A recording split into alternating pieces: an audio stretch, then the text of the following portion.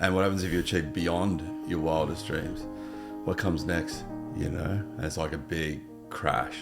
Professional base jumper, a wingsuit pilot, here's pro skydiver, Mr. Christopher Douggs Mcdougall. After Claire passed away, I was like, fuck, some things were just left unsaid. Basically, she died full noise, 200 k's an hour, hit the ground. The second you commit to that jump, there's no past, there's no future. There's literally the present moment, and it's like a beautiful silence for that first second. We're at the mercy of gravity because your wings haven't inflated yet, you haven't taken flight, so you're falling. And you know at this point in time that if you don't do anything about it, you are dead. G'day. Welcome back to another episode of A Lot to Talk About.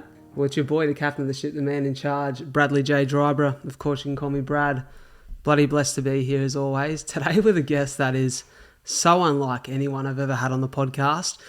It's always a thrill for me to talk to people from different worlds, but it's a thrill to talk to people from worlds that are so unlike my own.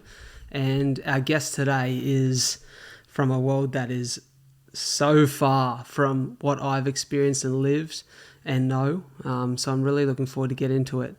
He's a professional base jumper, a wingsuit pilot. He's a pro skydiver.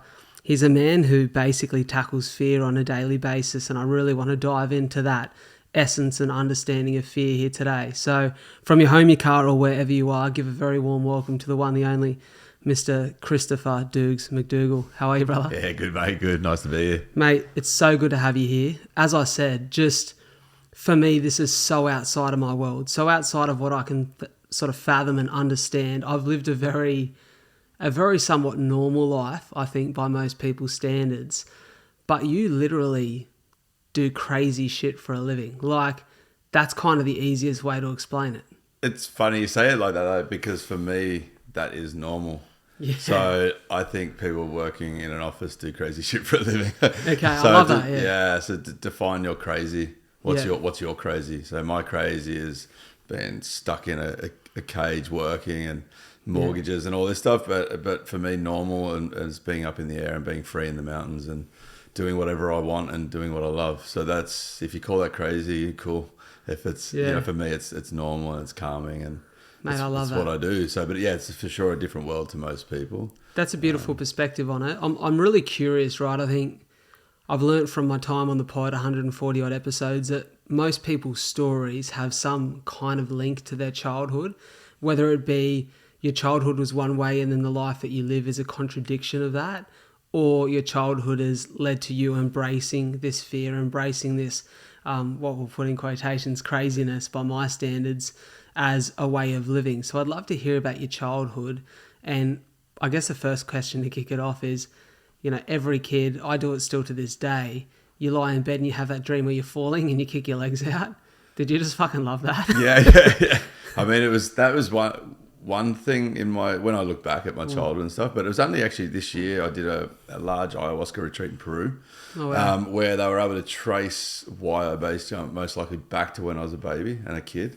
And that was really interesting. So basically my mum, she was awesome, but she was pretty full on and I was probably a little shit. So she'd tie me to the trolley, she'd tie me to the bed, she'd tie me to the clothesline, it had a little human harness and it's sort of strapped in everywhere basically because I'd be just probably most likely running around, jumping off stuff and doing all this crazy stuff. And they reckon that suppression of me as a kid brought me to, once I discovered skydiving and base jumping, brought me to that freedom, that pure freedom. So I went from opposite of being completely restrained to completely free, and that's when I just took it to the extremes basically. So obviously I don't do it for those reasons now, but they were basically able to trace that back. So that was interesting, yeah. Do you feel like as a kid, if you look back and you remember those memories, did you feel like you were suppressed, or did that just feel like... I don't have full memories of it. I mean, I would have deserved it for sure. And I had an awesome childhood. Yeah. My parents didn't have money or anything like that, but there was always food on the table. I was able to go to school. Very simple living, but I had good parents. My dad especially was just awesome. So when I look back, what my father gave me, he's like my best friend as well. And he took me to the mountains every 3 months from the age of 3. Camping. So I learned how to live off the land and learn everything there is to learn about the outdoors from him. And then as a child, we didn't have much, but I was pretty street smart. So I was able to go and, I was always in the trees. I could literally swing from tree to tree. I was always jumping off roofs. I was always just in the playground. I was the king of Tiggy. I was fast. I was agile. I was evasive. I was all these things that you just think as normal as a kid. When I look back, it's like these are all building blocks to where I went with my sports and stuff like that. So that was really cool. But I had dreams of falling for sure. I always had dreams of hitting the ground and being able to just get back up, but nothing ever steered me towards jumping out of airplanes, like, at all. But what I did do is, from the age of 11, I was skateboarding. Okay. Yeah, so I started skateboarding. I found that I still did team sports up until I was like 18 or something. But I found that, like, the freedom of skateboarding, you weren't confined to a field, and you weren't confined to have to rely on other people. You could get as good as you wanted to get with the amount you trained. And the effort you put in was the reward you got. I didn't realize that at the time. And that things have consequences. So if you crash, you get hurt. So you need to crash to get better, but by training and training and training and, and then that moment you pull off an awesome trick, or you hit that stairs or hit the ramp, and that reward was worth all that training all the way up to that point. Yeah. And you did it all by yourself. So you weren't relying on anyone or anything. And I focused my whole life. I was in the library at high school, in the library every lunchtime to get my homework done so I could go and skate after school. And so they gave me, in a way, a good work ethic for sport. To like, if you want it, you got to go for it. And also in relation to that, with my father, they couldn't afford skate clothes or skateboards or anything like that. So from the age of 11, I worked every school holidays just to be able to afford the cool Shred Threads pants. And I think my first skateboard was a Vision Jinx, and the Lee Ralph skateboards and all this stuff. It was like, I had to earn it. I had to, if I wanted it, I had to go out and get it. So all that combined really put me on this journey of, like, if you want it, you got to go get it, and you have to make sacrifices to do it. And that's when I found, after skateboarding, I found surfing, and then snowboarding, and then when I actually got introduced to skydiving, just one jump, just to be a punk rocker and impress the chicks. Like, I just jumped out of an airplane. Yeah, that was the whole theory of it. But that second I left that aircraft, I blacked out. Like, I passed out for 10 seconds. They call it sensory overload. Okay. But that moment of freedom, it's just, no one can take that away from you. And that just sent me on this 25-year journey. Sounds like the Third Point Break. Yeah, we were the original gangsters, It's really interesting hearing you talk there about the work ethic that was established to be able to do these things. I wonder how important that was in actually building a real deep love for this stuff. Because I think often when you're handed something as a kid, it doesn't hold the same value. Like, when you've had to work for something and you recognize, like you said, now you recognize those lessons, but even at the time, you can recognize as a child when you've put effort into something and it's paid off. Absolutely. And I spoke about this on my last episode of the podcast with a guy named Martin Hevel, and he said, when you get comfortable in life with this idea of sometimes you'll do your best and it's not good enough, but if you get comfortable with the feeling of that, and then you show up again, it just might be good enough. And then you start to, like, get addicted to the churn of, like, putting in that work, recognizing the results, earning the rewards, and then suddenly, like, a deep love for effort is built. And it sounds like you built a real deep love for effort. I did for many, many, many years. And it was only in the last couple of years, up until literally a year ago, it was just, my life just collapsed in all around me. And I'd lost my way and lost that path for the effort. It's like, one thing, it's really weird to say, but like, one thing I don't teach you in school or life is what happens if you achieve all your dreams, everything. And what happens if you achieve beyond your wildest dreams? What comes next, And it's like a big crash because I didn't know how to deal with it. So just to put into context, I had the perfect job, which I created, which is to run a base jumping school. I had the perfect country, which is Switzerland, where I can be free to do whatever I want. I had the perfect girl, stunning, amazing, everything awesome. The perfect castle on the hill. I had everything, literally everything. And then it just came crashing down. I just didn't know how to deal with it. So it's sort of ended up with alcohol dependence and partying too much. And I had time and a little bit of money, and I was the boss, so I could do whatever I wanted. And I lost that. I think, my father passing away around that time as well. It just sent me on a big downward spiral. A lot of injuries. stuff like that, and it sent me on a spiral, and I didn't understand why I was broken, and it's just mentally. And then it was only last year where this project that my friends got me onto, which requires a lot of training, it gave me a purpose again. I was able to pick myself up off the floor, and now I'm in such a good place because of effort, because I need to grind and put in the effort. And through this whole process, I've been trying to question, like, why did I get to where I was when I had everything? And my rock bottom is different to someone's true rock bottom, But again, it's the same thing. What's your rock bottom? I hit my rock bottom, and I didn't understand why it had all gone bad. And there's a few people that have helped me along the way, like David Goggins, Jocko Willink, Joe Rogan, Alan Watts, Rumdust. There's these people that I listen to and value their opinions. And one quote was from Alan Watts, and it says, "There's no point sustaining bliss."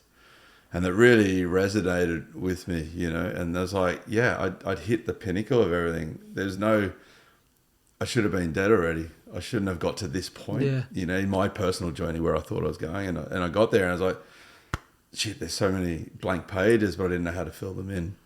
And, listening to, say, Joe Rogan, it's like, you got to keep grinding. You've got to keep working. You've got to get up and grind. You've got to go. And that's what I'd done my entire life up until that point. And then I didn't have to do it anymore. And it actually was one of the worst things that happened to me.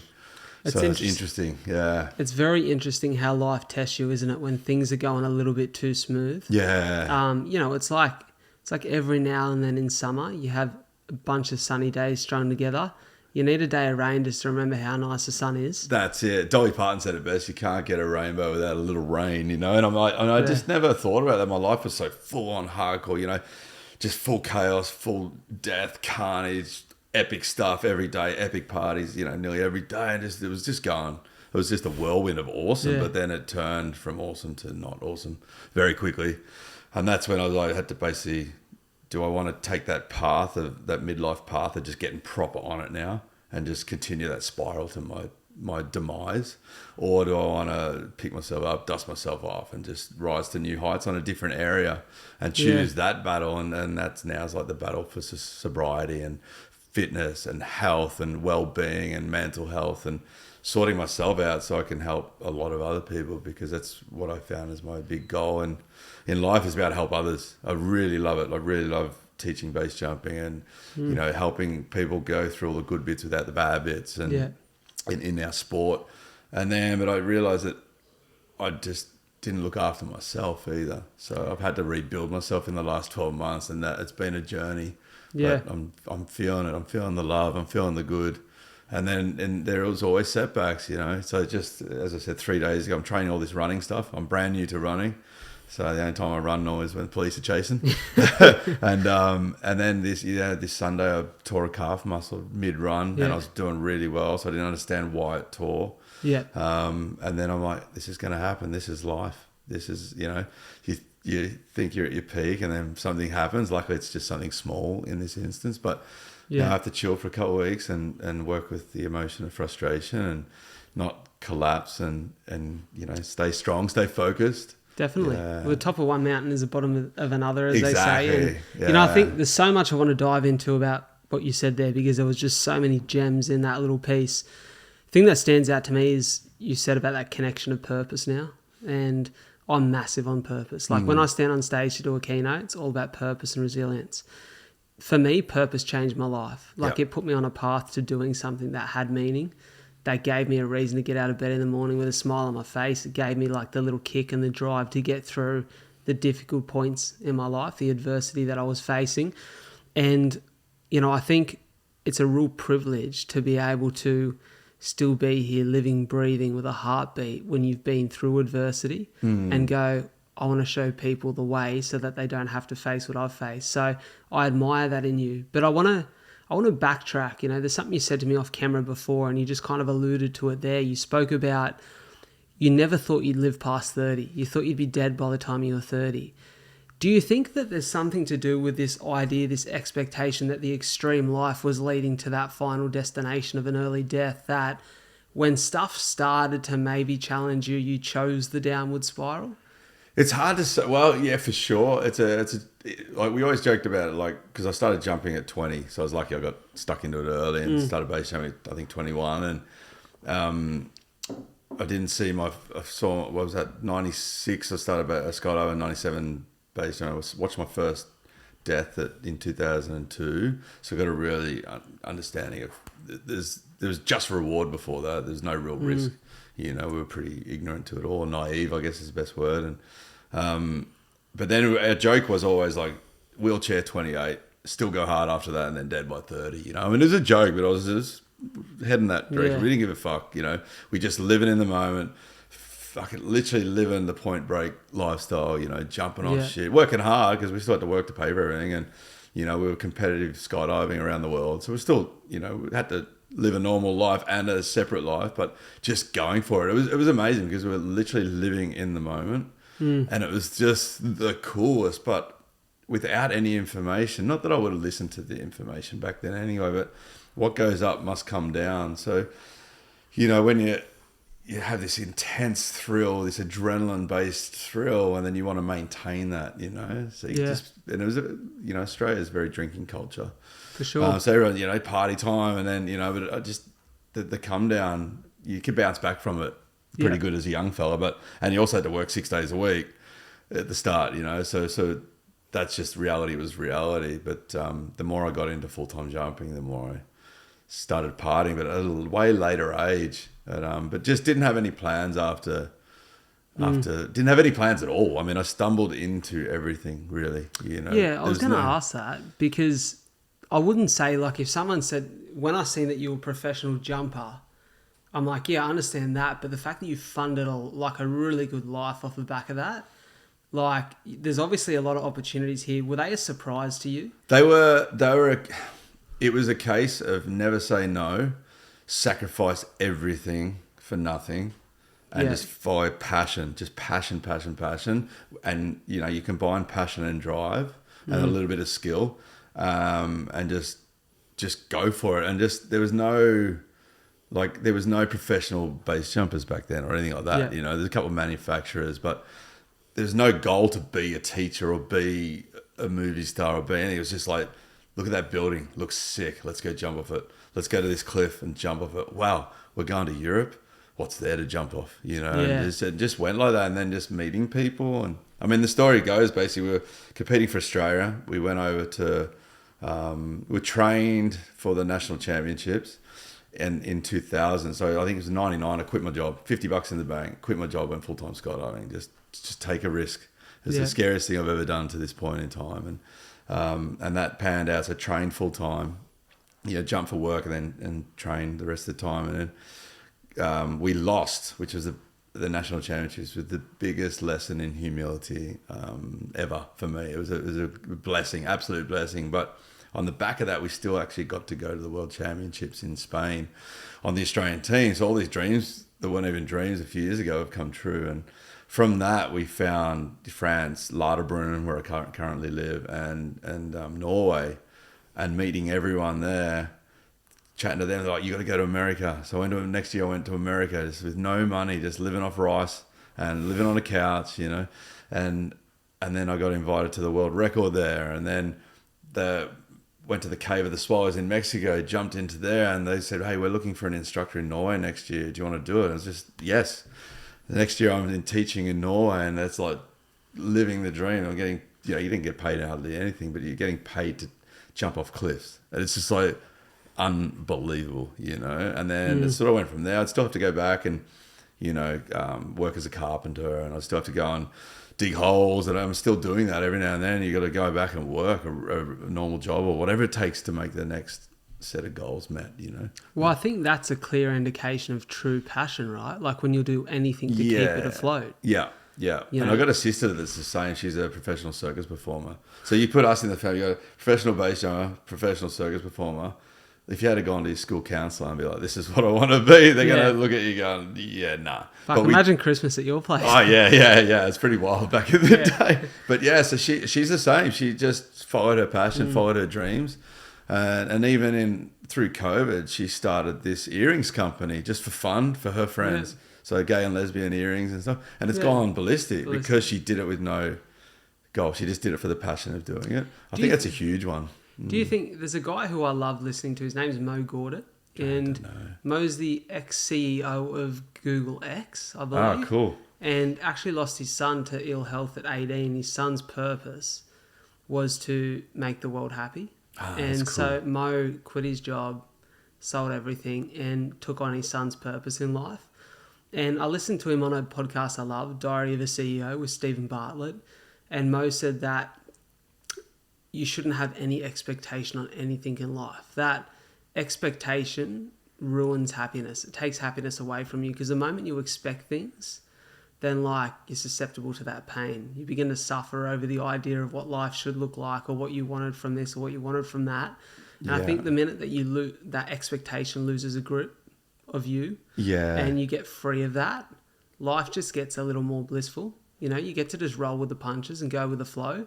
And it sounds like for you, this has just all been, like you said, yes, I want to throw myself into this. I'm going to dive headfirst into that opportunity. Now I'm here. Now I've met this person. They've offered me this gig or this opportunity to jump off this cliff.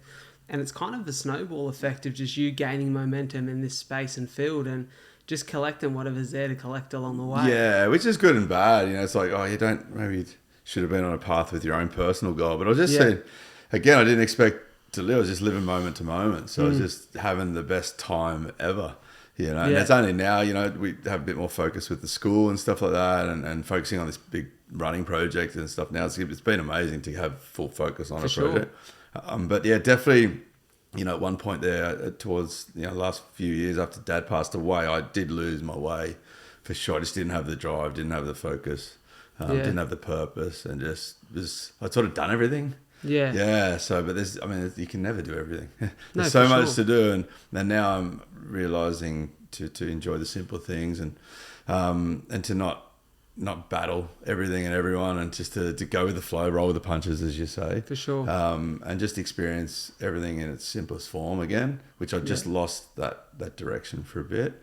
Yeah, and I mean, it's a blessing and a curse, but being around a sport that has severe consequences if you make a mistake allowed us to live in the moment, because we know that moment could be taken away from us. Of course. So that was really cool. You know, you watch someone die, you can't unsee that, but it also gives you a sense of the little things in life don't matter, like the little issues, the road rage at a traffic light, or having to wait 5 minutes for your takeaway food, or all this bullshit that actually grips onto people's lives, you know, myself included. And none of it actually matters at the end of the day. So I've really, in the last few years, been able to take that back on board again, of just enjoy the moment because it's right now. Be present. Don't mask the pain with unhealthy things, you know, alcohol, drugs, and shit food, except for Tim Tams. You get a pass for Tim Tams. Evil, the best. You know, stuff like that. But just try and find that healthy direction. Of course. And I've never been one for balance, which has been tough. It's full throttle or nothing. Yeah. So I'm just trying to find a little bit of balance now as well. I have to ask, Douggs, so you spoke about 2002, the first time you experienced death on the job, right? And you mentioned there, you know, your relationship with your family, your father being, you know, your best mate, your mother, your sister, obviously family. You know, my family stress out when I don't call back for 6 hours, you know. Yeah. You're jumping off cliffs, you're jumping out of planes, you're flying through the air like a bird in a wingsuit. I wonder what's your relationship with fear in 2002 when you experience that first death and you go, this is real? What's your parents' relationship with the fear of losing you? And how do you explain this concept of, this is what I'm doing, it may not end well, but you as a family have to be comfortable with me pursuing that? So I was lucky and unlucky at the same time. I was street smart, but my parents are very strict on me, so I couldn't go out at night and stuff like that. And I'd get grounded for a month, and I'd be, you know, always okay on weekends to go out in the day, but I had to be home by dark, which was an absolute blessing when I look back, you know, because I would have been easily led astray. We're in a pretty gnarly suburb, a suburb called Keysborough in Melbourne. Yeah. It's pretty rough. But then my mum got cancer at 43. So I'm 46 now. She got cancer at 43. So she had this 8-year battle with cancer, and it was brutal.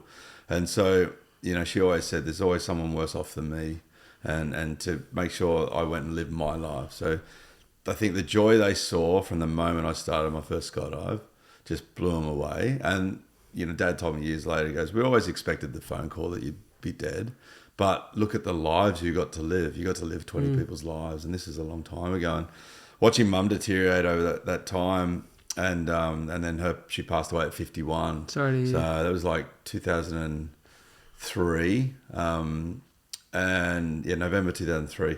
So she passed away, and she never got to live a lot of her dreams. She raised 4 kids, and Dad had to work 6-7 days a week to keep the house over our heads. And that really inspired me to make sure I lived in the moment and live every day like it's my last. And that's, it was definitely a catalyst and a drive for where I was headed that way.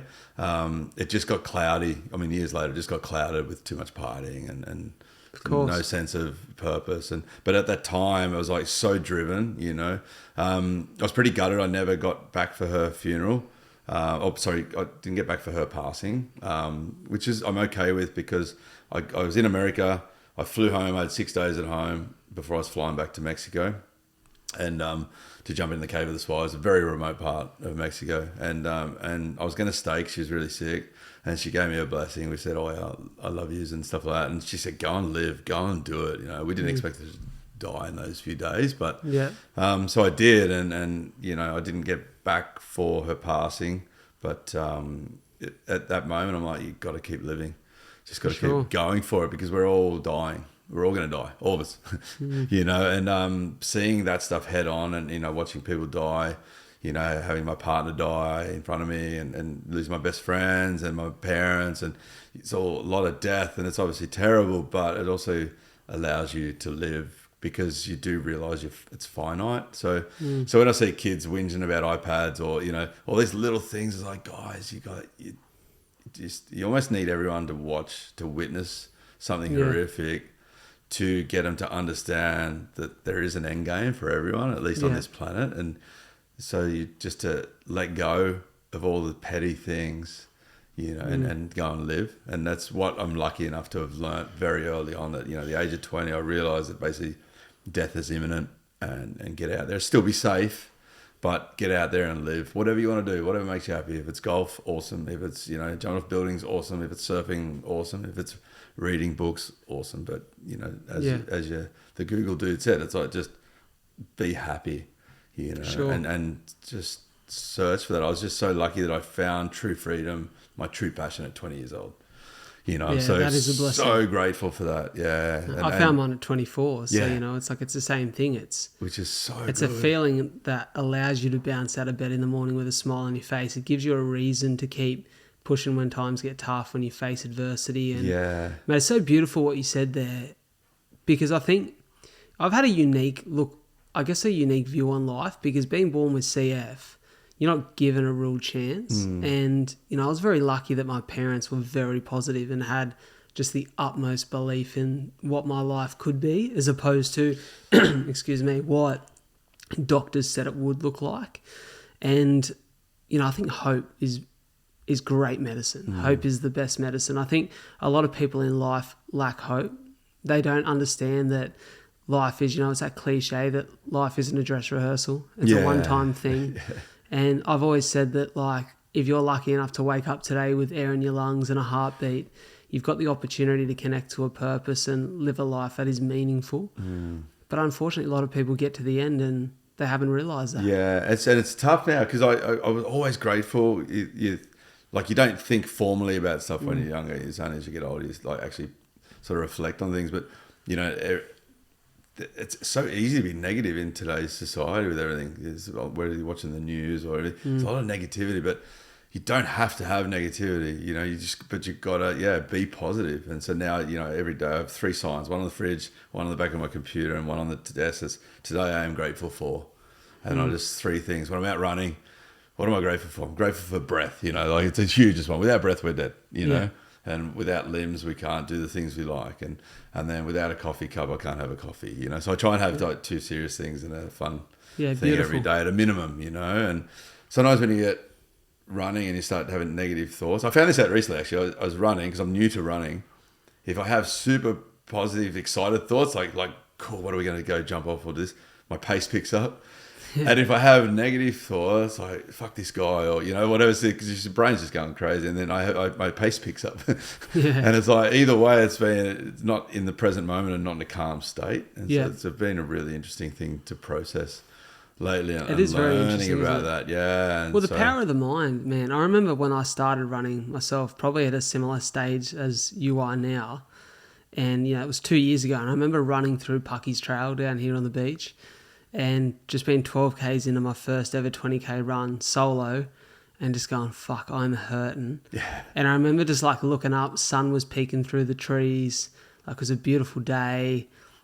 3 weeks before that, I'd been sitting in a hospital bed with bleeding lungs, and I remember going, fuck, like I'm just so blessed to be out here, like blessed to be running, blessed to be healthy, blessed that my worst day would be someone's best. And I was like, fuck, I'm blessed.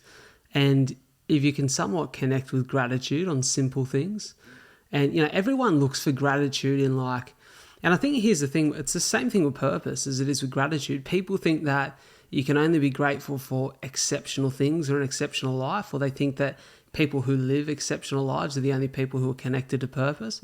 It's not true. Like, everyone has something to be grateful for.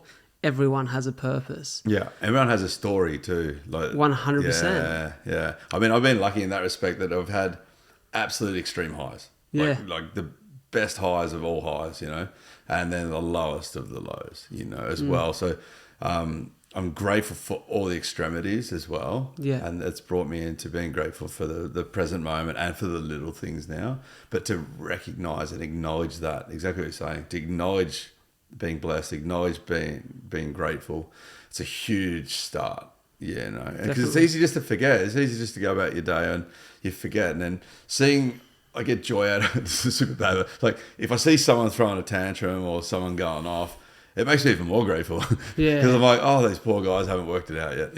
Yeah, and for sure. And then it makes me even more grateful. It brings me even more at peace. Yeah. And I've not been at peace. So it's been the last 12 months of going to sort of near suicide to building up to where I'm at pretty much at peace now, and learning more about calm and breath work and understanding and compassion and forgiveness. And it sounds super hippie, but all this stuff it's just done nothing but enhance my life. Mate, I'd love to hear that so much. If you don't mind, I would love to dive into that downward spiral, that phase. You spoke about just a few things you mentioned there, mate, and I can't even begin to imagine the pain of losing both parents, the pain of losing your partner in front of you, and how that would lead to a point of crisis. Like, I'm so blessed that I've never experienced the loss of my immediate family or friends.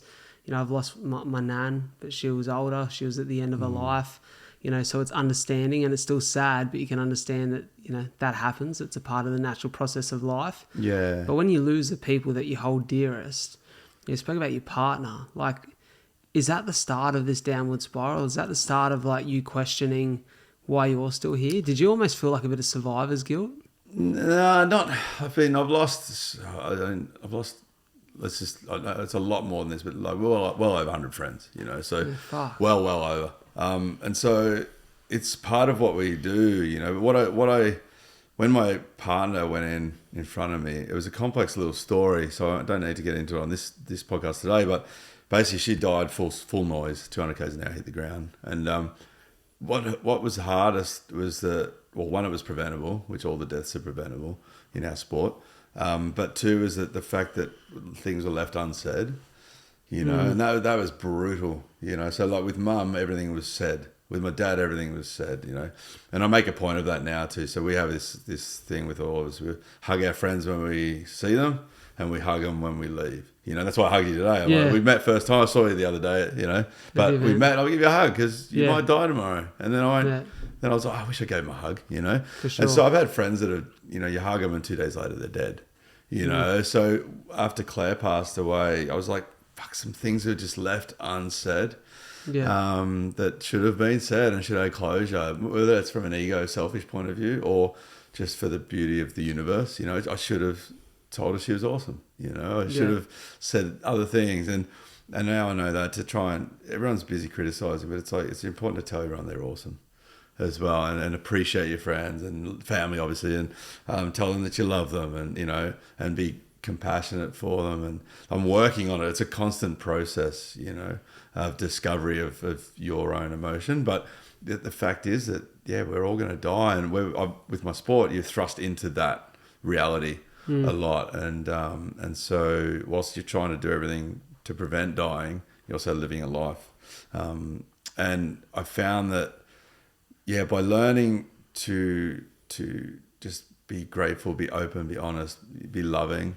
If someone does die, you can say, well, at least I got to say g'day and spend time with them and appreciate them. And I learned that early on through the first death that I watched, which it wasn't a friend as such, it was just someone on the jump.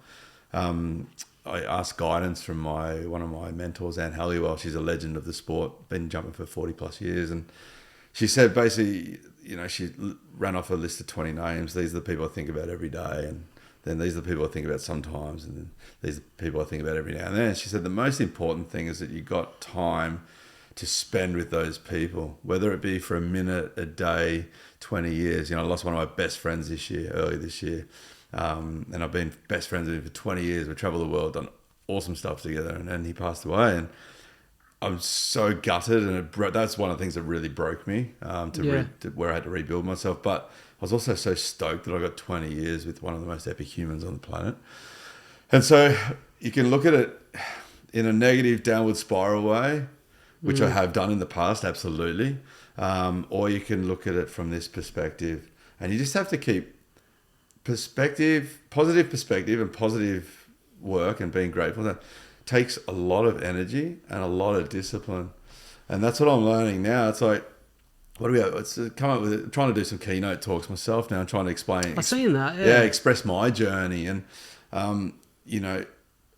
life is hard, whether it's a good hard or a bad hard. So it's tough, so choose your hard, choose your tough. Do you want to be disciplined in doing good, or do you want to go be on a downward spiral? They're both hard, It's such a good point. Yeah. I'm so glad you touched on this, because I think about this a lot too. I think there is this common misconception that once you develop courage, once you develop resilience, once you develop the skills and the attributes required to go through life and make success of it, that things get easy. I'm like, life is not easy. It doesn't matter whether you're at the top of the mountain or the bottom. There's a challenge in front of you that you are undoubtedly going to face. And, there's a Tony Robbins quote that I love, and it's pain is inevitable, suffering is a choice. Yeah. And so it's understanding that you're going to experience pain, but whether you choose to suffer negatively or positively is up to you. And so for me, in the last 2.5 years, my life has changed because I chose positive suffering. It was, I'm going to go run marathons because the pain that I feel there is better than, or the suffering that I feel there, I should say, is better than the suffering I'd feel if I was sitting in a hospital bed with bleeding lungs because I've let my health go astray. Yeah. I'm going to go suffer the pain of financial stress because that suffering of trying to build something that I actually love and I'm passionate about that's connected to a purpose is better than the suffering of sitting at the job that I hated every day and being unhappy. And it's that choice, suffer negatively or suffer positively. Yeah. And you can almost remove that word suffering with sacrifice. What are you willing to sacrifice for? And that's a question I ask myself every day. And I love how you spoke there about understanding the emotions that come with that, how to express them. I love that when you walked in the door, you gave me a hug today because I was like, this is a good guy. I knew straight away we were going to have a good chat. And so Soph would know, walking with me this morning when we, for everyone who can't see, Soph's behind the camera. And, walking with me this morning, every time I walk past someone I know or even someone I don't, I always say g'day. And I always try to give them a little compliment, little pump up, because I think those little things, that little bit of effort that you can give, allows people to see the beauty in the expressing of emotion. Just a smile. Just something. Yeah. Just a wave and a smile. And because I travel so much, I'm always in different cultures and stuff. And it just most of the time we can't speak the language, and so just a smile and a wave, and For sure. just changes the dynamic, and it doesn't cost anything to do that. And it makes you feel good too. Oh, Like it's absolutely, almost selfish yeah. as whilst it's selfless, Yeah. it's selfish. Well, we have this. Sorry, Okay. we have this thing with my school and stuff. It's like, right, I'm a super selfish person. I always say that. I'm like, but I really get joy of helping others. And that is the best form of selfishness, For sure. So helping others gives me that feeling. So it's still about me. Yeah. So it's like, oh, cool. I can still be selfish and do that. And you know what? Like, I read Matthew McConaughey's book. Oh, Green Lights. Yeah, it's a Green ripper. Lights. Yeah, Great book, yeah, right? Read good. it once, listened to it twice. And something he mentions in the book is selfishness is the ultimate selflessness. Because if you can help yourself, you can help the world, right? Yep.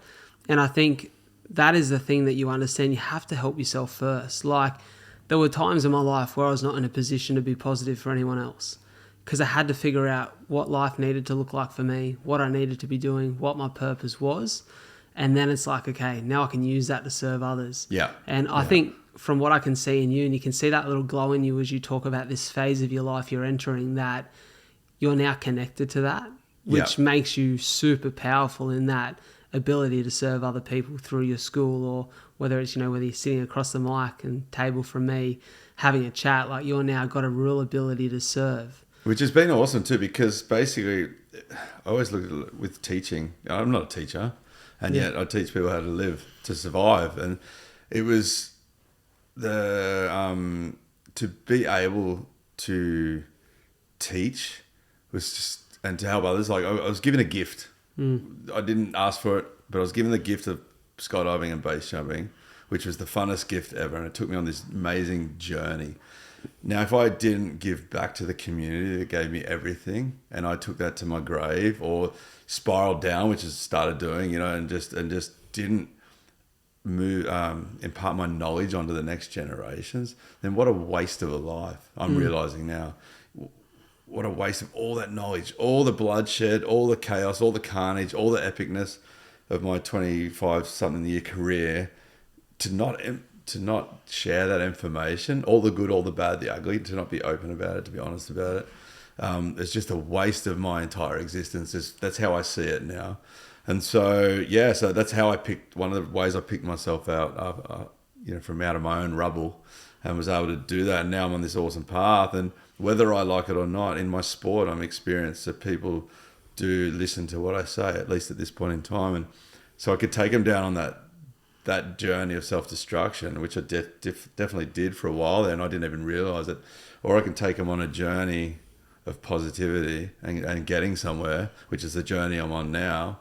And again, it's a choice, So I've managed to swing everything around onto this journey of positivity, but again, helping myself first, mentally, physically, emotionally. I've had to just rebuild myself, and that's the project we're doing now, is essentially collapsing yourself and rebuilding yourself as part of this 7X project. So talk to me about that. So it's just been a journey of basically self-discovery, purpose, just all the stuff we've been talking about. But the concept is there's 7 skydives, 7 marathons, 7 swims, 7 continents, 7 days. So, and it's full on. So I'm a small part of that team that are doing that. And so I've never run before, you know.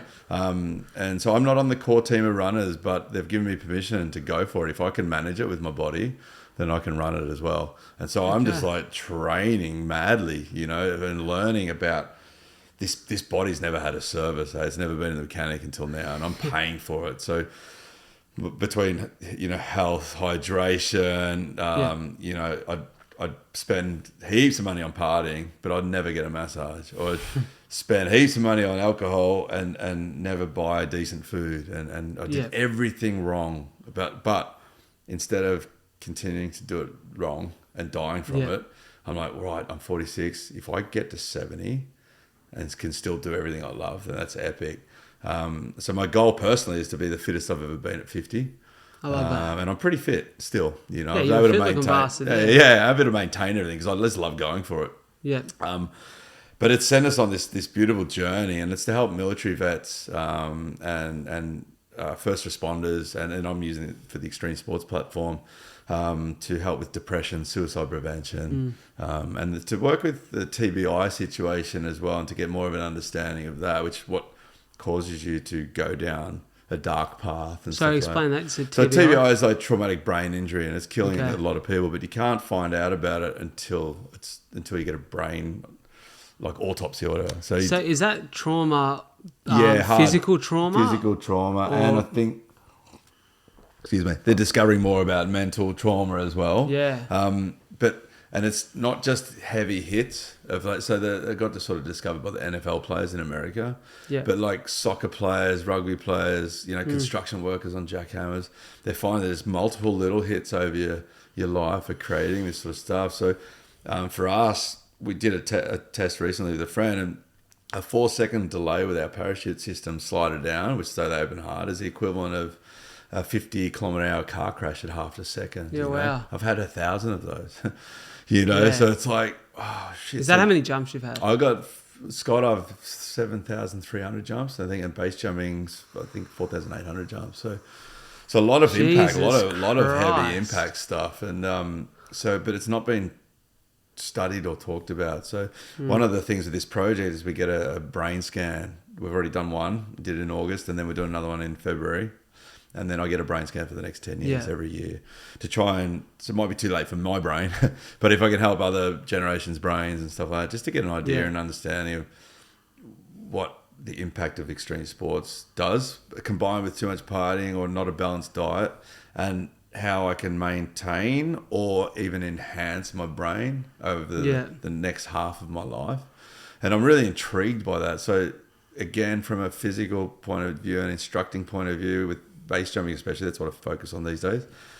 I've already achieved all those goals for myself personally, and now I want to impart all that knowledge onto the next generations. But that's just the physical side of it.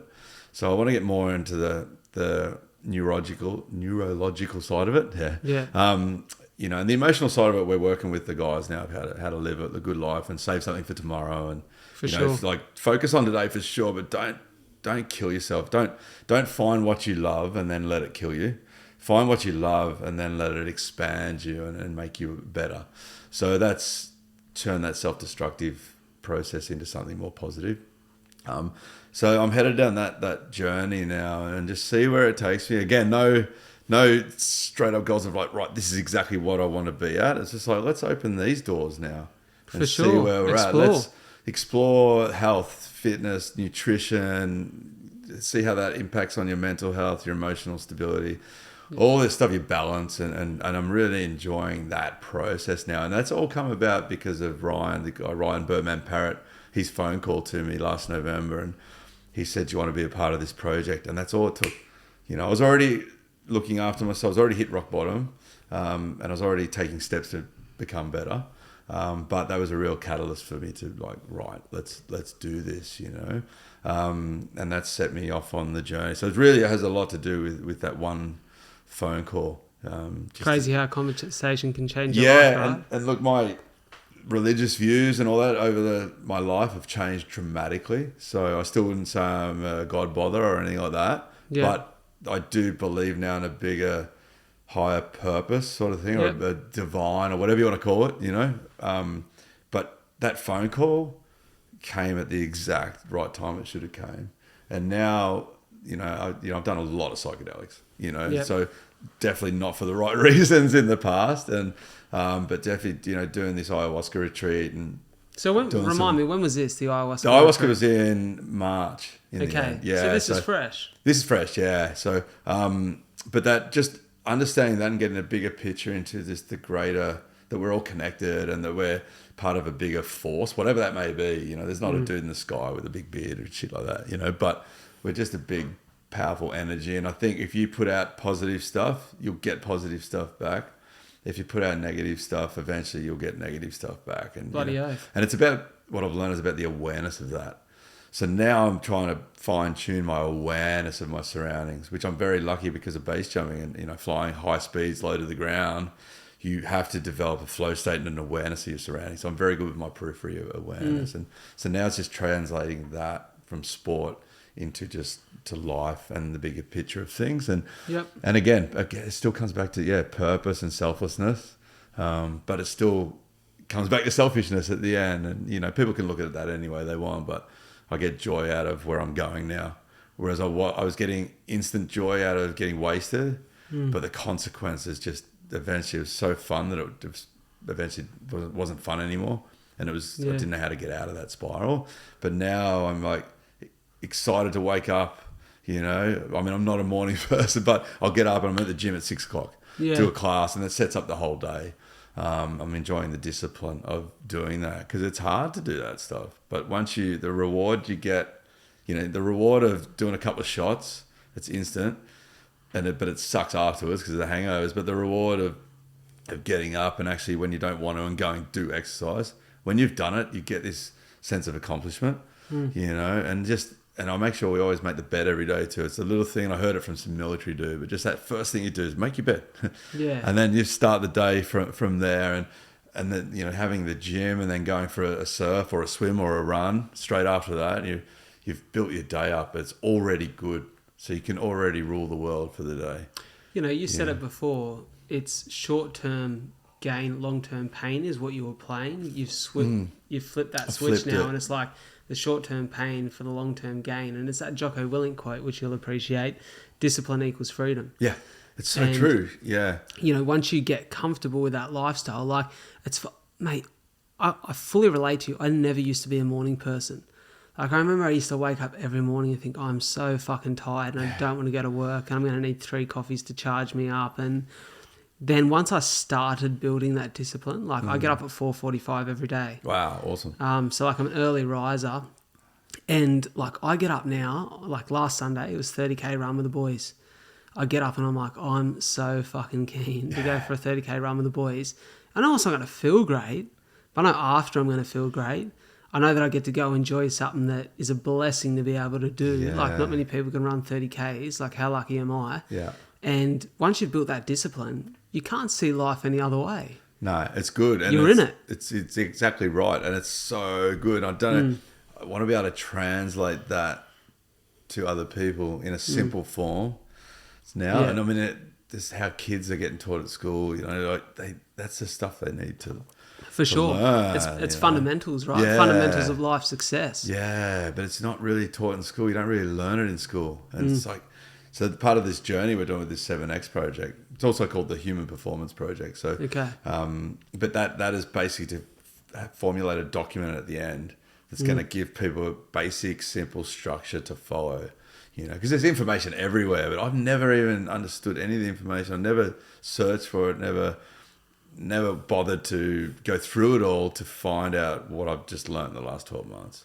Mate, and now it's just all coming to me left and right. And it's like, oh, wow, if you do this, this helps. And then, just even with my osteopath, when I hurt my calf, he showed me this other stretch. And I'm like, oh, if you just bend that leg just that tiny bit, it completely changes things. It's a 1%, right? Yeah. And I'm just like, every day is like fascinating now in a completely different way than it was before. Mate, I love that. Yeah, it's cool. It's really cool. I sound all like, hippie again, but it's like, it's been really, really cool. It's like not reborn, but it's like I've been repurposed, Mate, which is cool. That's such a great way of putting it. I've never heard anyone explain it like that before, but that makes a lot of sense, the way you talk about it. And you can see, like, anyone who's watching this pod will be able to see that there's like a joy in your face when you're describing these feelings and these learnings. Well, I've had a chance again. I've had a chance to go into a second half of life. I've been given that gift. That's how I see it now. And, after one of our friends who was a legend in the sport, he died at 53 from liver failure, from alcoholism. And it's like, fuck that, man. Like, he had so much to give. And, and I'm like, I've still got more in me for sure. And so now basically, I can see that. I can see the light. There's still darkness, but the light's way bigger. Whereas before, even up to a year ago, man, you couldn't really see the light anymore. And it was just darkness. And it's like, fuck it, let's do this. I didn't want to wake up, to go to bed, try not to wake up. And, and now I'm like, right, cool. It's just discipline now. I have all the tools now to make my life whatever I choose. But the most important tool now is discipline. So again, this ayahuasca ceremony, it was tough, but it just gave me the tools to go forth, and then it's up to me. It's up to you to be awesome. It's up to everyone to choose their own path. They can have help left and right and stuff, but at the end of the day, you have to make that choice of whichever way you want to go. And it's cool. I'm not telling people what to do or anything like that. I'm just that I'd made my choices. I see that these choices are better for this time in my life, and that's the journey I'm on. And for me, that's really important. But you have the choice, but it takes work. Of course. So... Well, mate, I'm so glad to hear that, because the world is better for having Chris McDougall in it. And I think the impact that you can have on people now is profound. And, you said it there and it made me think of a quote, Confucius, right? And he says that every man has two lives. The second begins when he realizes he has only one. Yeah. And, I think that second life has begun for you. This is the start of something special. Yeah. And I can see you going on to far greater heights than any mountain you've ever jumped off. And that's now that ability to be the teacher, to be the mentor. So, Yeah. mate, I'm so excited for you. I'm Yeah, so excited cheers. for you. I have to ask, if you looked in an Oxford dictionary, you'd be able to find a definition for fear. But I wonder what you define fear as. Fear, it's a tricky beast, but it's manageable. So if you can work with it, then it's one of your greatest tools as well. So everyone's like, oh, you're fearless and stuff like that. It's completely opposite. I'm petrified. But learning to work with the fear, and then, so as an example, so when you're jumping off a cliff, it goes against everything you stand for. Absolutely. The human mind, body, soul's not, we've been trained not to jump off cliffs because you're going to die. But if you can be disciplined and you do the training, you check the weather, you check your gear, you make sure everything's perfect for this jump, and then the only thing left to deal with is fear. And then you can have a choice of how you want to deal with that fear. And there's healthy fear and negative fear. And so as long as you're not going with beyond your limits, which you learn in the sport, you don't get your driver's license one day and drive Formula One cars the next. Yeah, so it's the same as this. You got to build up. If you're smart, you'll build up to it. But if you know your limits, when you do choose to step off into the unknown, before that, as long as you've done all your checks of everything around you, the only thing left to deal with is fear. Yeah, and it's not for everyone. So some people's fear will say, yeah, this is still a stupid idea, let's walk away. But if you've done the training, you've got the skills, and you step off into that unknown, then fear is what allows you to stay alive, actually, because it allows you to do all those checks beforehand to make sure, I'm going to do something pretty full on here, but let's make sure we check everything, make sure everything's perfect before we actually do it. But if you didn't have fear, you'd just be super blasé about it. Yeah. And that's what kills a lot of people is they lose the fear, they get complacent, and they don't know their limits. Yeah, so... Would you say that the antagonist then of fear is courage, and then would you define courage as preparation? Yeah, so we use the words, first of all, as prevention. Okay. So that's the biggest thing with our schools, that we tell everyone, like, the most important word you're going to learn in this entire sport, it starts with P. And you can imagine what comes out. It's like pussies and preparation does come out sometimes, but no one ever gets the word prevention. And that's the biggest one. So I'll use the term, how do you prevent yourself from getting hit by a car when you're crossing the road? You look both ways. Yeah. It's simple. Yeah. So that's how you prevent that. You have good shoes on. You make sure the road's not slippery. If you want to get technical about it, Yeah. It's the same for jumping. So basically, if you jump off a cliff, how do you stop yourself from dying? Open your parachute, first thing, and it just, we use that prevention. So let's get technical with that. Let's go back all the way to prevention. So if you really want to stay alive, you'll stay in a padded room and die of boredom. You're still going to die, but you're going to die of boredom. It's going to be a terrible, slow death, but that's how you're going to prevent yourself from dying base jumping. But that's our baseline for, say, risk, but we are going to base jump. We're going to jump off a cliff. Right, so we've made that decision. So now our baseline for risk lifts to here. So how do we prevent everything? Now let's pull this back down here. That's our normal now. Jumping off a cliff, that's our baseline for normal. How are we going to prevent ourselves from dying off here? And yeah, it comes back to prevention. So prevent falling and flailing by doing the training preparation. Yeah. Prepare your parachute correctly. prepare for the correct weather, but we use the word prevention for it. So you trace it all back, and it's a huge one. And if you can do that, so it's not like skateboarding where you can fall off, you break your ankle, but you'll heal up and you'll go in. With our sport, there's a good chance that when you fail once, you can die. Yeah. So it's really, really important to be really strict with that, and then to not get. And then the next part is just preparation and knowing your limits and complacency. That's where the fine line of ego comes in. So it's you need ego as such, but not arrogance. Yeah. And so you need to keep yourselves in check always. And that's what I've been very good at throughout my career for the most part, is just keeping myself in check, knowing how dangerous it is, seeing people die. And then also with the school now, I go back to basics 5-6 times a year. Okay. Yeah, and I'm scared. This is the thing, people, to get back to the start of the question, is I'm fucking shit scared of everything. Petrified. Yeah, and I'm a really, really scared person, but I'll use all these tools to push past that fear, and I'm not good on motorbikes, so I don't go and try and do a backflip. I'm friends with some of the high-end guys, the highest end. I'm not going to go and try a backflip. You and Travis Pastrana would have to be mates, right? Oh, not mates, but I've worked with him. Yeah, I've done some film jobs with him and stuff. But I'm not going to go and just do a backflip on dirt straight away, because I'm not very good at riding. I can't get into flow state riding, but I can get into flow state jumping. So I'm not going to put myself in those positions. But when you do, and I've broken a lot of bones in snow sports and stuff like that, because you're just pushing too hard. And again, doing that every time, you're like, fuck. I could have prevented that by doing this prep and doing that and having fear. But in jumping, luckily enough, I'm really, really scared with it. And I've just learnt to control the fear and use it in a positive way. But it doesn't mean I'll always jump. Like hundreds and hundreds of times I'll walk away. So that's interesting. Yeah, that's it's important. It's critical, and it's critical for everything. I mean, I just learnt a lesson on Sunday with my calf. I ran because my body hurts. It's a mess. I'm just rebuilding it now, and so I'm running. I'm doing 7-minute miles. It's like, cool, I got 6 miles to do in under 45 minutes. I've never done that before, and I'm like, I'm doing it. And then the 3rd mile, my calf just started hurting a bit, and then it hurt a lot. And then it's, oh, wow.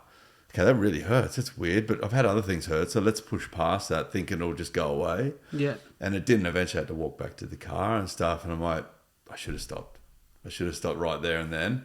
And then I'm like, how did I warm up enough? Did I sleep enough? Did I eat well enough? And then I'm looking at all these other things of what I could have done to prevent that. It's not always the case. There are random elements there as well. For sure. But fear, it's so important in life and so important in our sports. But then there's good fear and bad fear. So if I use the example of a paramedic, not everyone can be a paramedic, because you have to get into that high pressure situation that you don't know what's happening and stay calm. Yeah, whereas some people would panic and freak out and go crazy. It's not for them. It's the same for base jumping. It's like when you have to prepare for base jumping for something to go wrong. Like every jump, I expect everything to go wrong. And then 99.9% of the time, nothing goes wrong, but I'm ready for it. So by, again, preparation. But when it does go wrong, then I'm ready for it in a calm mind as well. And that's controlling the fear. So when you can control fear and control calm, and you come in that flow state, then time slows down. But if you don't control fear and control your calm, time speeds up. And that leads to a lot of death as well. And again, it comes back to preparation and prevention.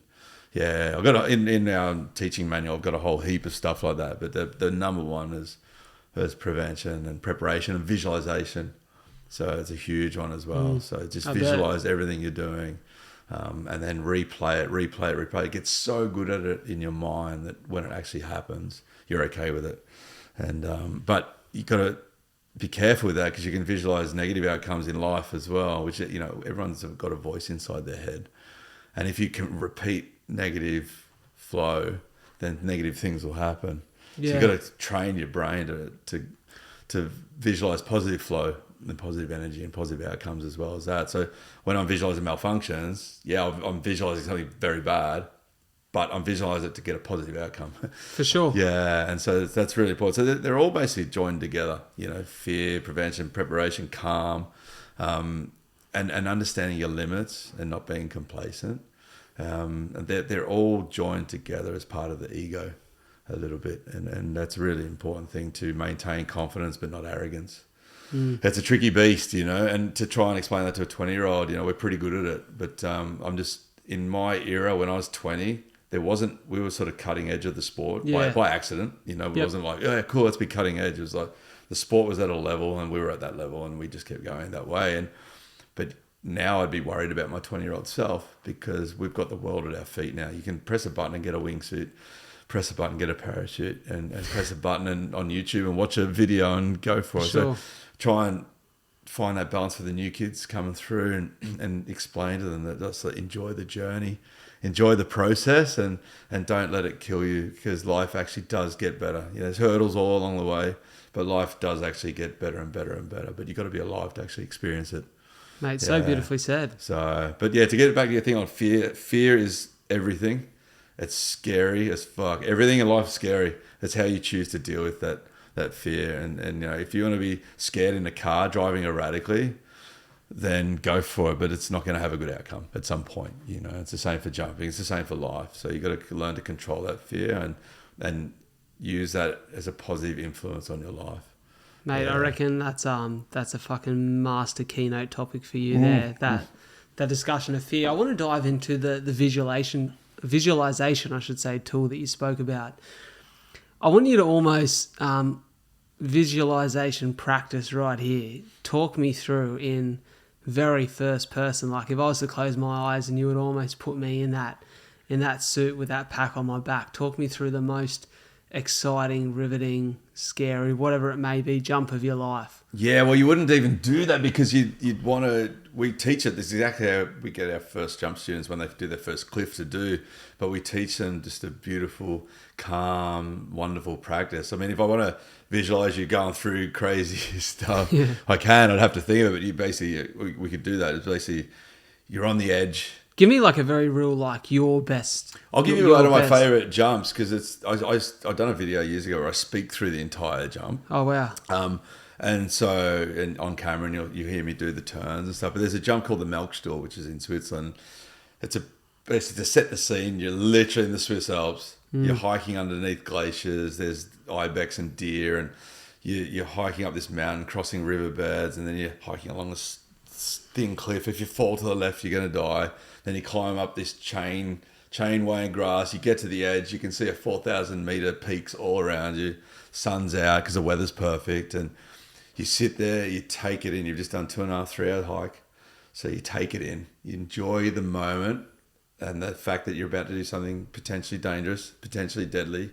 But what are you doing it for? You're doing it for this view, to be with your friends, to feel peace, to feel calm, and to just enjoy the present moment. So you'll do that, have your water, have your apple, gear up methodically, just go through your checks, do one check, do another check, do a buddy check if you're with friends, put your gear on, things start getting serious, okay, because you realise in the moment. So you'll visualise your flight, you'll visualise opening your parachute, you'll visualise the malfunctions that you need to visualise, you'll just get into that flow state, get into that calm. I'll do 1,000 checks. One of the quotes we say to our students is no one ever died from over-checking. So check the pilot chute's still there, which is your little parachute. Check again, righto. It's time to go, okay? And it's a lot calmer now. The jokes are over. It's serious. You get closer to the edge, and you got to be careful not to trip over your wingsuits, You get closer to the edge, you'll zip up your legs. Now you're locked in. Then you'll get to the edge, set your legs up in the right spot. You're locked into your arms. Cameras are on if you've got cameras. Okay. And then you do a cadence so that you know when you're going and then when your friends know when you're going. Right on the 3 count or, ready, set, go. It's on the, right, here we go. This is what I'll do. And I've already taken 3 massive deep breaths, just in and out. Just centralize the body, the mind, the soul. Because this could be it. You could die in the next minute. So you have to be ready for that. You have to be okay for that. And obviously that's not the outcome you're looking for, but you have to be aware that it's very present. You're ready to go. You drop the visor on your helmet. You'll hear it click. And you know that if you stay there much longer, the visor will actually fog up from your breath. So it's go time. So yeah, as that goes down, it's ready, set, jump. You'll push off, controlled, hoping to do the perfect exit because you don't get yet. The main time you get to practice it is just when you jump. And then the second you commit to that jump, there's no past, there's no future. There's literally the present moment, and it's like a beautiful silence for that first second. We're at the mercy of gravity because your wings haven't inflated yet, you haven't taken flight, so you're falling. And you know at this point in time that if you don't do anything about it, you are dead. So you're in control of your own destiny, which is an incredible feeling to be in control of your own destiny and future. And then after 2 seconds or so, the wings will inflate, you'll pick up speed, your downward speed will turn to glide, and you're like, I'm safe. I'm not going to die at this point in time because everything's flying. And then you're on. Then it's game time. Then it's you're a Formula One racing fighter, fighter jet, So basically, as soon as I'm flying, I'm safe. Now you turn on this jump, you'll turn a sharp right-hand turn. You're going to transport over to a grass section. You don't always know if you're going to make it, so you have a possible out, depending on the weather. Have a chance where you can turn left and get away from the cliff if you need to, but this time I'm going to make it. So you're like, right, I'm going to make it safely. Now I'm going to turn the speed on. So you'll kick it into gear, put the turbo on essentially, and you'll attack the grass. And you'll hit this grass plateau at about 200 to 250 k's an hour at a metre off the deck, 2 metres off the deck, and you'll just buzz it and you can see your own shadow. It's like it's life size because you're that close. And then come cruising around and you hit that spot and you're like, right, where's the next gate? You're going to go, you've already preempted all this stuff from previous flights where you're outside the hardcore realm and you're just observing, so if you're doing it smart. So then, right, now I'm going to hit these tree gates, and then you just go and you're aiming right for them. You always got a margin on this jump to turn left and get away. And then you just keep attacking. Keep the speed. Don't get relaxed, but stay calm. But keep the speed. Don't flatten out, because if you flatten out, you can stall out, and you don't have the power. The power's in the dive. The power's in the speed. And then just pick it up, right? You've finished the terrain. It's been over a minute now where you're flying a metre off things, 2 metres off things, and high speeds. Now it's time for the next dangerous part. We're just peeling off into clear air, doing a massive flare out, which is shoot your wingsuit up in the air up to 100 foot above where you're flying because of the speed generated.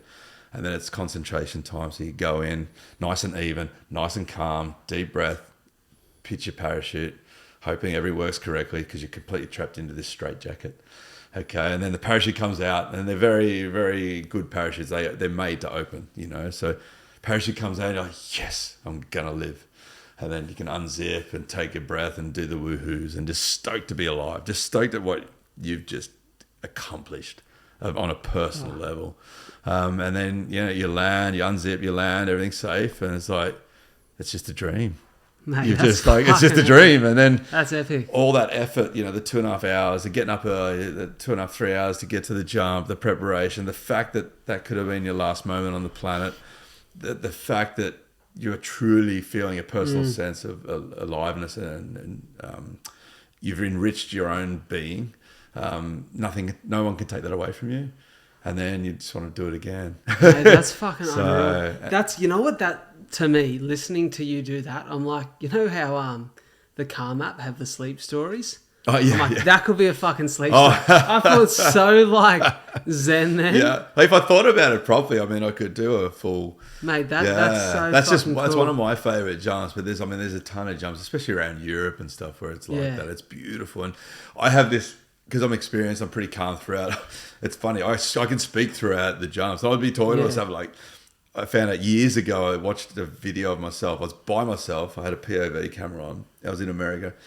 And I played back the video of me. I wasn't wingsuit, I was just flying a normal parachute. I'm like, what the fuck? And I'm like, you hear me going, whoosh, whoosh. I'm just talking to myself as I'm flying down this mountain. Just like, hit this gate of rocks and stuff. Just like I'm in a video game, but I'm the actual player one, And it's like, that's what I do when I'm flying. I'm very aware of my situation, which I'm blessed for. And I can talk to myself. Oh, check this out. Yeah.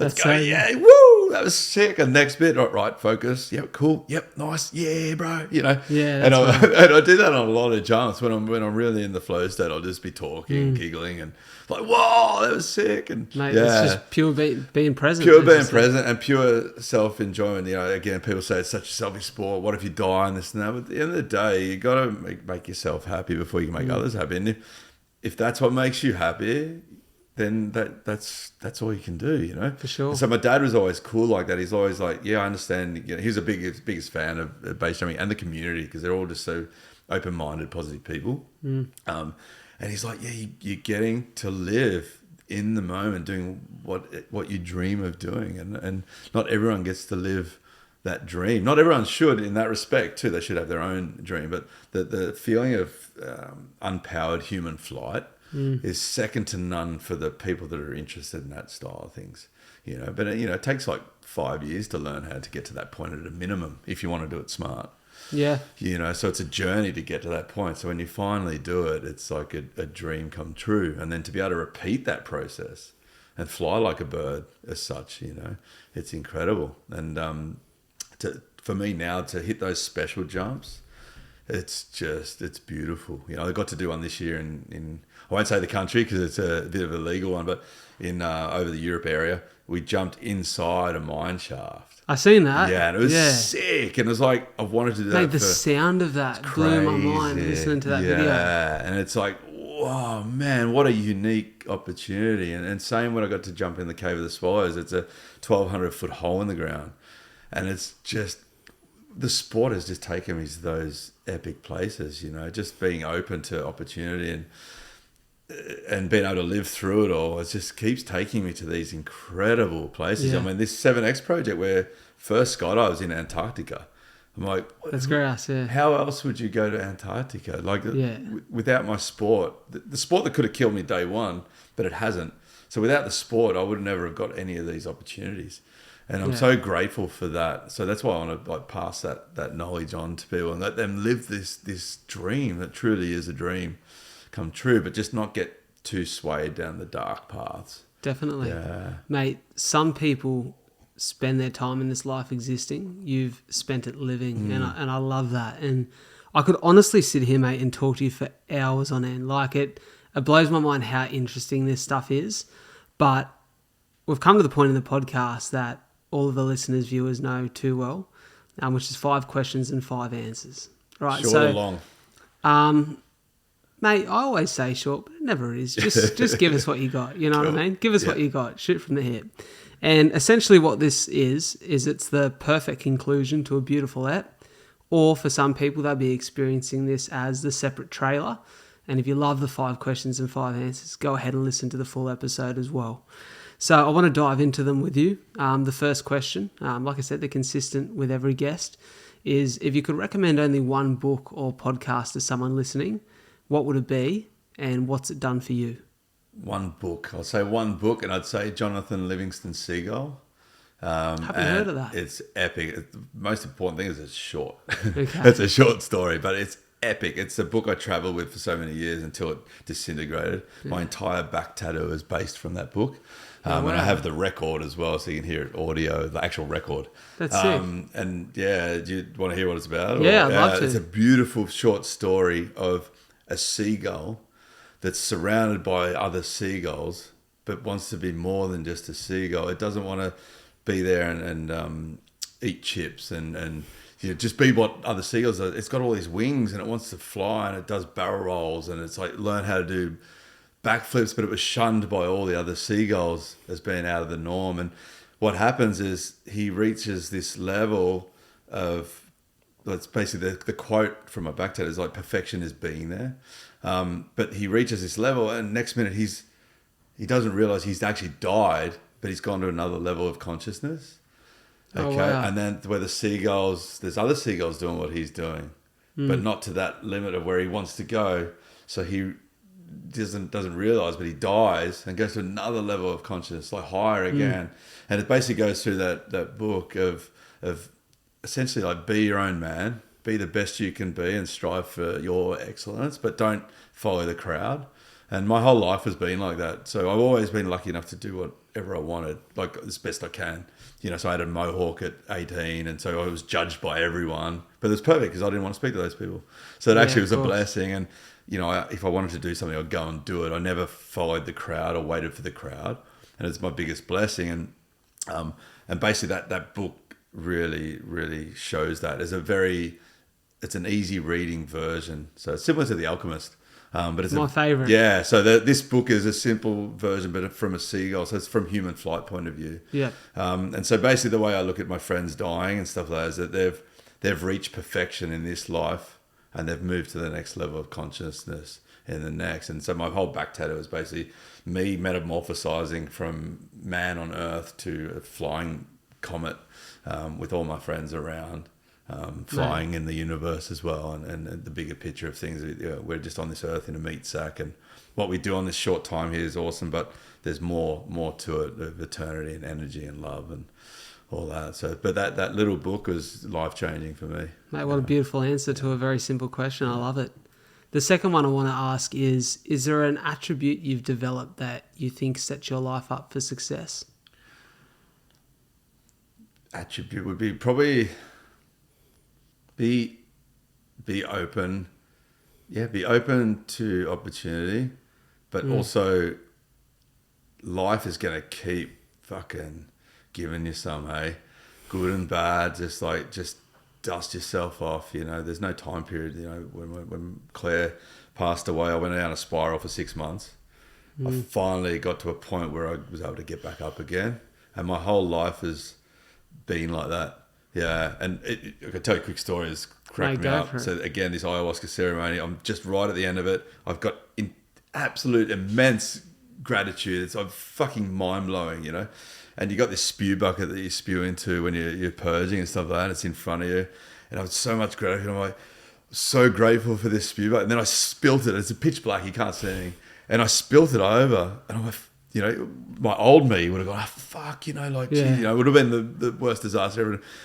And I felt the spew and I couldn't see shit. And I'm like, this is my life. I'm going to fill the spew bucket up again. My life. And then it's going to be awesome because I'll have all my spew in a little bucket contained. And then I'm going to spill the bucket. Yeah. And then I've got to do it again. And it was like, that was my life. I had this revelation, like, that's your life. That's everyone's life. It's like, you get everything sorted and then something comes in and just, the Jenga falls out and then you got to build the Jenga up again. And, there's always a house of cards in life. And so that's to just keep picking yourself up. We have a saying, we're waiting our time to die in the sport. So what are you doing while you wait? Yeah. So I'm waiting to die. I could die anytime I jump, or I could die at 80, but what am I doing while I'm waiting? And so that's just to keep charging. Yeah. Mate, profound. I love it. Keep charging. What's the biggest challenge you've faced that's required the most personal growth thus far to overcome? You mentioned a few of them throughout the course of this. Heaps of them. I think just try and be a little bit better person every day. That's the biggest one for me now, because I've seen so much death, so much carnage. I've been down some really dark paths. I've been full rock star. I've had some incredible stuff happen to me. But just, how do you say the question again? So I'm trying to shorten it up. The biggest challenge you face that's required the most growth to overcome? I think that just the biggest challenge, life is worth living. It's like the easy way out. Fucking oath it is. Yeah, and it's close for me a couple of times. The true easy way out for me is easy. I can just jump off a cliff without a parachute. But there is light at the end of the tunnel always. That's a huge one. We lost a good friend of ours. He's in his mid-50s, suicided 2 weeks ago. And it's like, fuck, I wish he reached, we tried to reach him. I wish he reached back. But there's no light left for him. And now I'm learning there's always light. You've just got to be open to the light.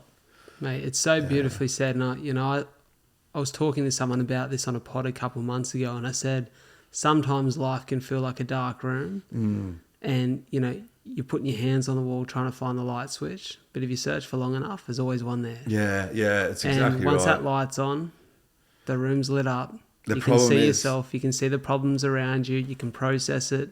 And you can see a way out. The hardest part we found is, especially when I was at my darkest, is the one time you don't want to reach out.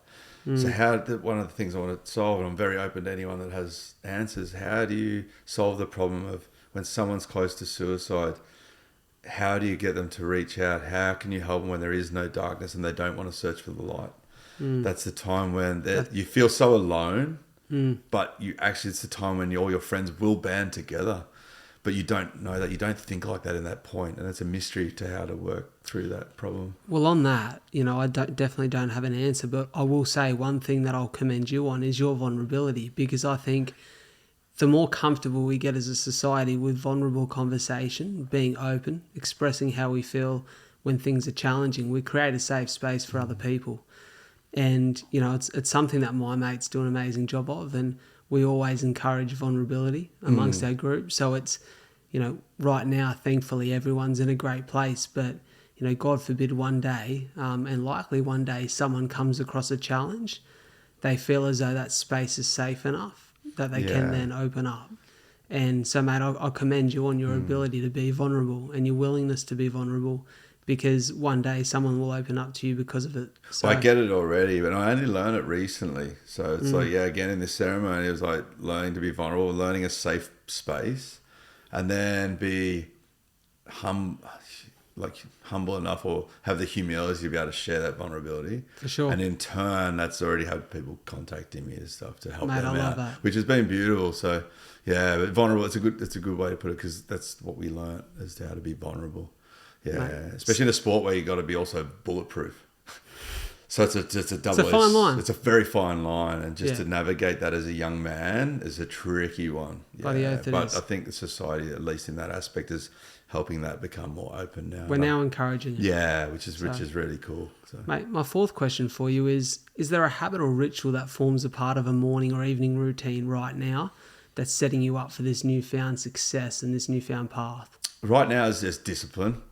And so my partner, who's just amazing, she gets up every day. Now she does it. Well, I'm doing it now too, but she gets up every day at 5:20 and goes to the gym.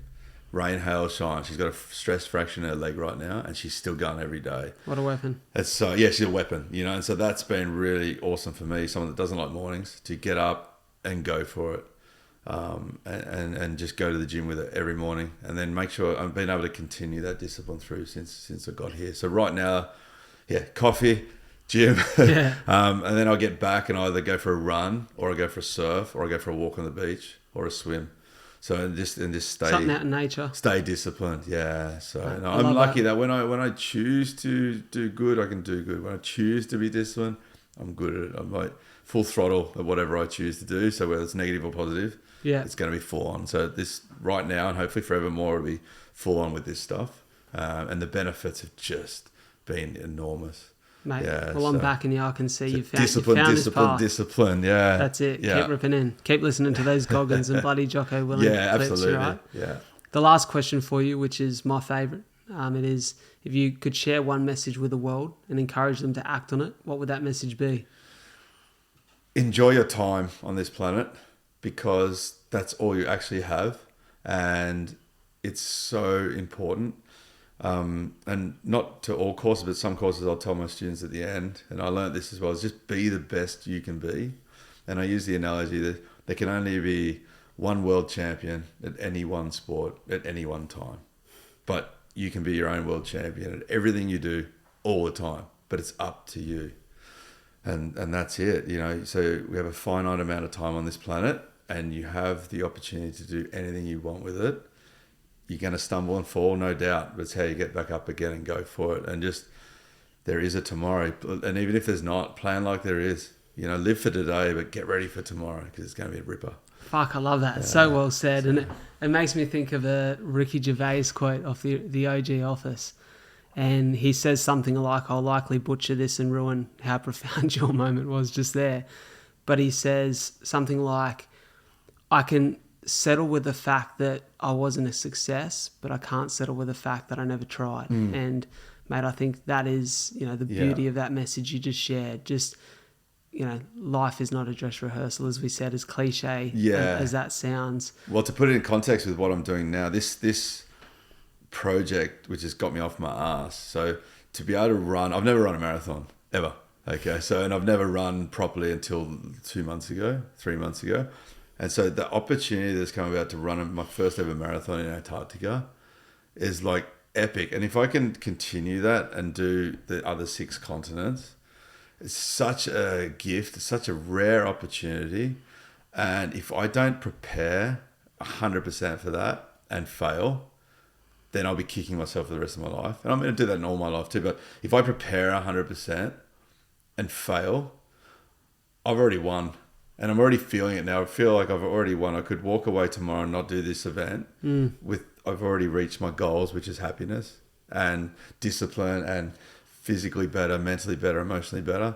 But to keep going now until February, keep training, keep living, keep doing everything right, and then actually achieve this 7 marathons. I think it's, for me personally, it's just a personal thing at this point. Bloody oath. And it's just going to be so rewarding. But if I didn't give it a true go and train properly, I'll be kicking myself. So, Mate, it's the quest, not the destination, right? Exactly. So, and what a journey so far. So, and Mate, it's not over. It. You know, that's I love the thing. I love it, mate.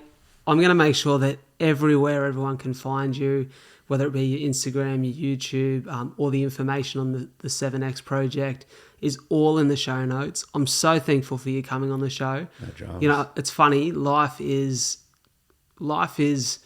beautiful, the way that it throws people in front of you. You know, to think that we're sitting in the same row of seats at a CrossFit comp just a week and a half ago is wild. The fact that I was at a CrossFit comp a week and a half ago is wild. Like, mate, I'm sitting there going, I didn't expect this in my life. Mate, me neither. I was just there to support mates. You know, I've same. got no connection or tie to the sport, but that is, I guess that's the beauty of the universe, right? It throws people in front of each other. And that's it. Well, Tommy sold me a bike, and he's such a cool dude, and I wanted to come and support those guys. I just met him a couple of weeks ago as well. Mad. You know, so that's mad. Yeah. Well, mate, it's been an absolute pleasure to have you on the show. An hour and a half of just thrilling conversation, and like I said, I could talk to you for hours, and I want to make sure that people do connect with you post-show, so I encourage everyone to do that. Yeah, no dramas. Mate, I encourage you to keep doing what you're doing. You're an incredible man. You've got an amazing story and a real opportunity to impact people and really affect change in the world. So, mate, I'm behind you. Cheers, brother.